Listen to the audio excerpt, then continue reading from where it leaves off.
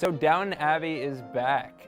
Things are crazy at the Crawley household. They don't know if they can keep the house. They don't know if they're going to leave. At Money Magazine, we usually tell people to simply live within their means. What I think is interesting about Downton Abbey is that it shows how that advice can really be a little bit more complicated. I think one of the most interesting cases is Daisy's father-in-law. He's lived on this tenant farm his whole life. He's really invested in it, built it up, made it something more than it was before, and yet he doesn't have any economic security.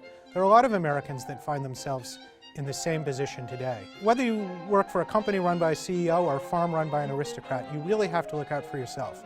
No one is going to take care of you. The folks upstairs need to reduce their wage bill and their overhead. They have too much space for too few people. There are 40 to 50 bedrooms in Downton. Who needs that much space? After World War I, the British government raised taxes on estates like the Crawleys.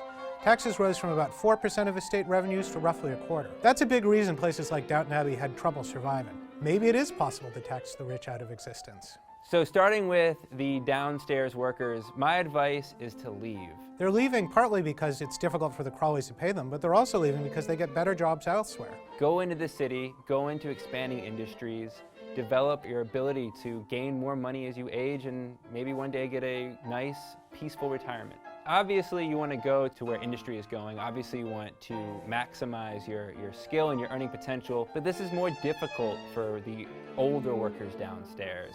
They've given their lives to working and mastering their craft, and it's a little bit more difficult for them to transition into new and growing industries. It's going to be interesting to see how that sort of tension resolves itself as the season goes on.